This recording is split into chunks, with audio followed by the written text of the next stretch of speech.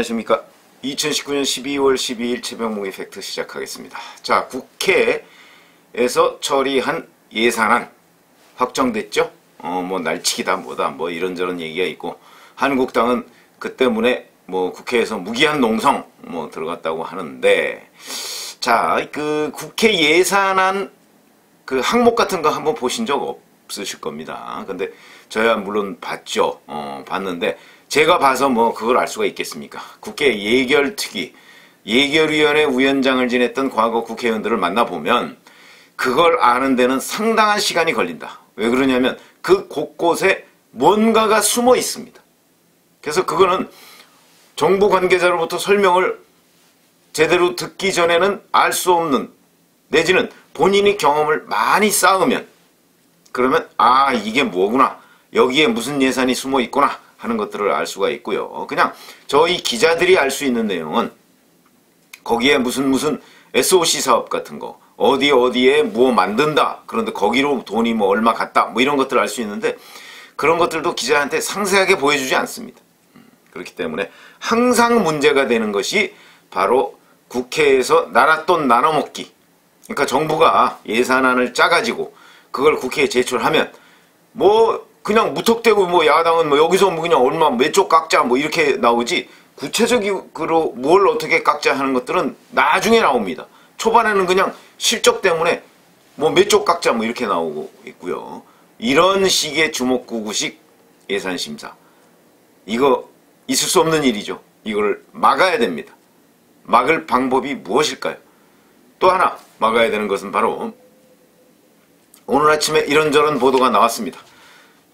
예산안은 기본적으로 한국당이 제대로 심사를 안 하는 바람에 4+1, 그러니까 민주당과 그 우당들, 그 당들 그 비공식 모임에서 사실상 다 확정됐습니다.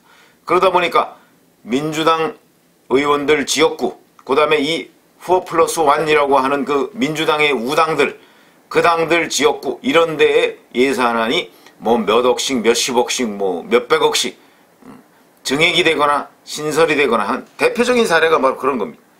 예를 들어서 전체 512조 예산 중에서 뭐 1조 얼마가 깎였다고 하는데, 자, 그 중에서 호남에서는 1조 1000억이 오히려 늘었습니다.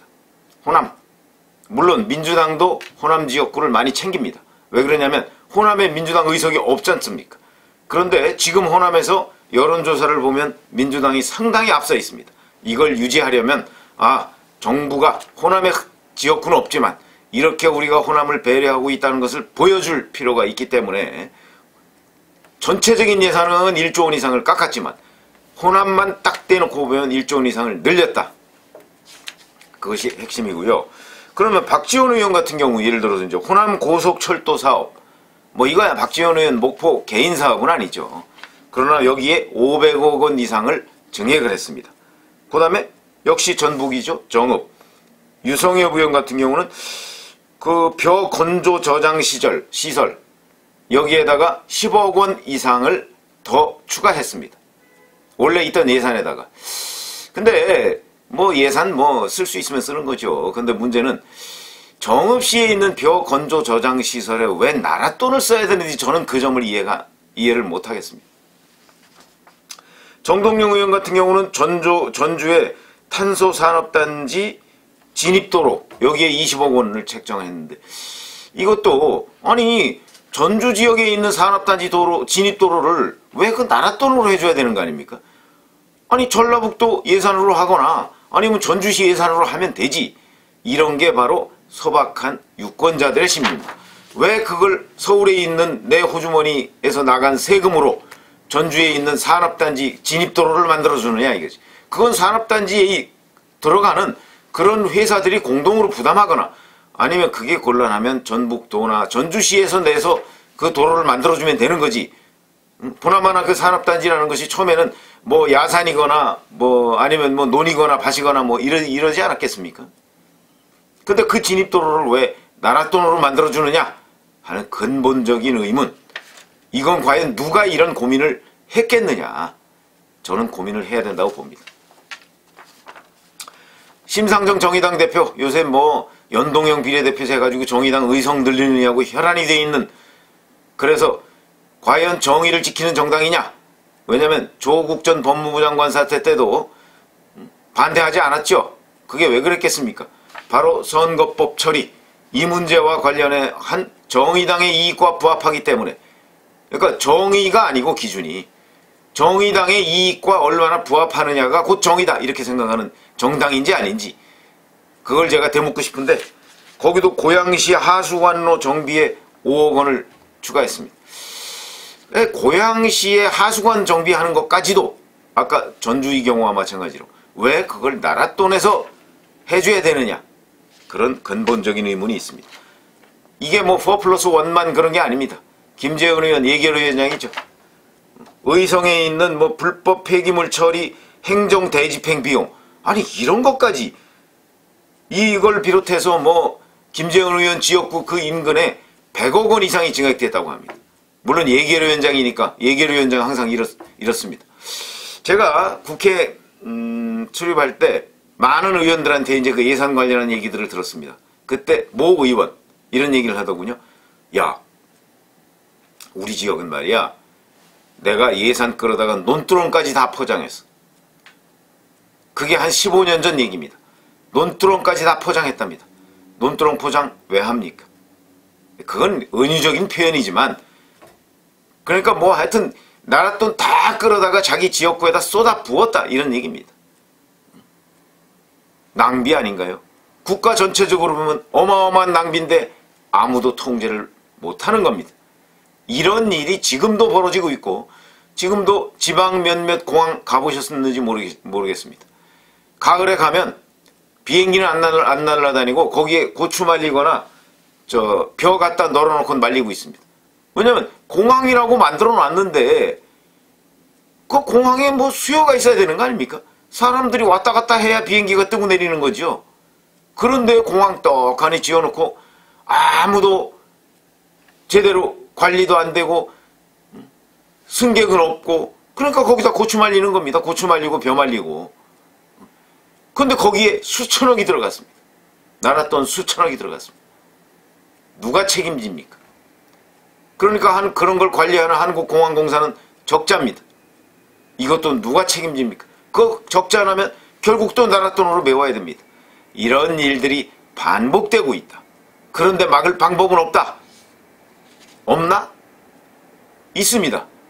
있는데 막질 않고 있습니다. 누가 안 막느냐? 정부가 이 부분을 막아야 되는데 정부는 국회 눈치 보느냐고 못 막습니다.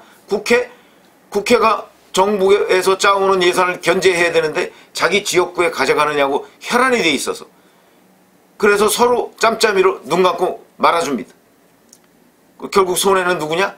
세금 내는 국민들만 손해다. 국민들만 봉이다. 이런 말씀을 드리지 않을 수가 없는데, 그럼 이걸 무슨 방법으로 막을 수가 있을까? 언론을 통한 통제, 물론 가능합니다. 그런데 문제는 여기에도 맹점이 있습니다. 언론에서, 예를 들어서 중앙 언론에서 이 부분을, 왜냐하면 지방 언론은 자기 지역의 예산이 얼마나 쏟아지느냐, 이 문제에만 관심이 있습니다.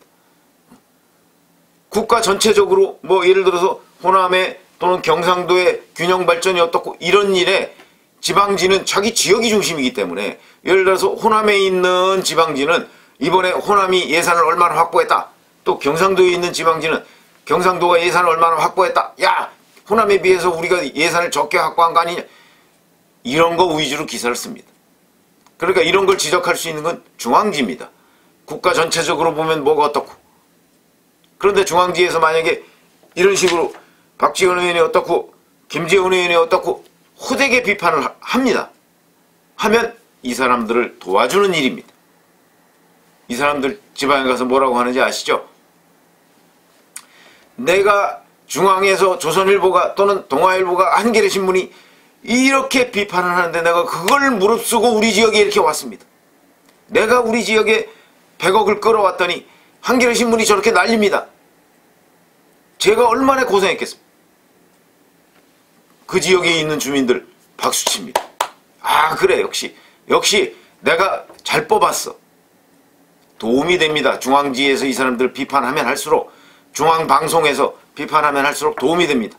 내가 중앙에서 이렇게 어려움을 무릅쓰고 혹독한 비판을 받아가면서도 나는 예산안을 이렇게 가져왔습니다.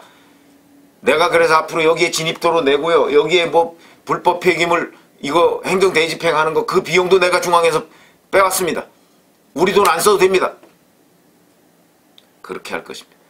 도움이 되죠, 선거에. 그러니까 바로 이런 짓을 하고 있는 겁니다. 그뿐만입니까? 이렇게 해서 중앙에서 예산을 다 끌어다 오고 중앙에서 또 뭐 언론에서 비판을 받아도 이 사람들은 그걸 가지고 또 의정보고서 뭐 이런 데에도 다 올려서 주민들한테 알리면 주민들은 박수치고 그래서 재선하고 삼선하고 이렇게 됩니다. 그렇기 때문에 예결위원장을 한번 가면 다음번에 재당선은 떼어놓은 당상이다. 이런 얘기가 나오는 겁니다. 왜냐하면 예결위원장 한번 하면 적어도 100억 단위 이상의 예산을 끌어다가 자기 지역구에 풀 수 있다. 풀 수 있다. 그 사람들 표현을 그렇게 씁니다. 풀었다. 그래서 어떻게 하면 이런 걸 막을 수가 있을까?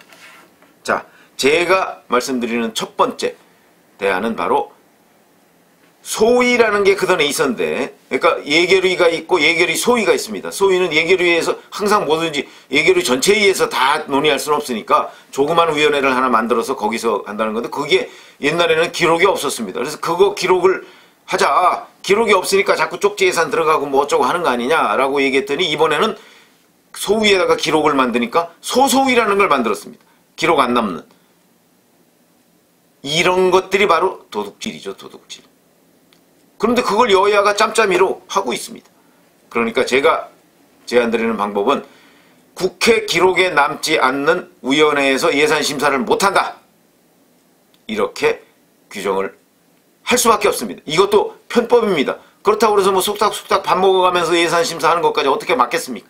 그러나 여하튼 공식적으로 기록을 남기지 않는 예산 심사는 하지 못하도록 해놓으면 되고, 만약에 그런 예산 심사를 한 것이 들통이 나면 처벌을 하는 조항까지도 거기에 만들면 됩니다.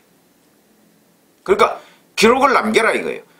어느 지역에 예산을 100억 또는 뭐 몇십억을 가져가더라도 기록을 남겨라.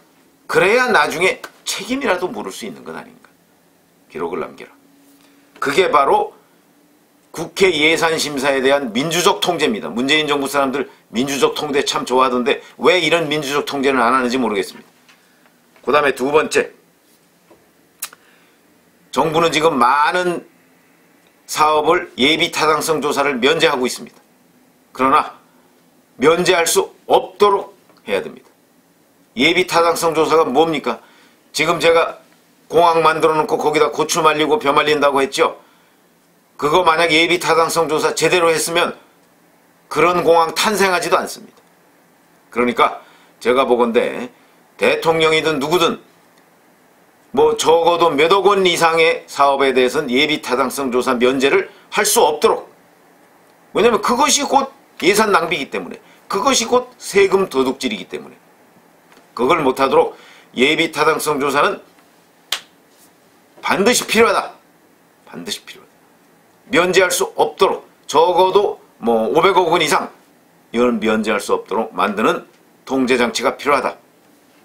대통령도 못하게 해야 됩니다. 그거는 대통령이 앞장서서 그런 거, 지금 문재인 대통령 예비타당성 조사 전국에 뭐 얼마나 많이 면제해 줬습니까?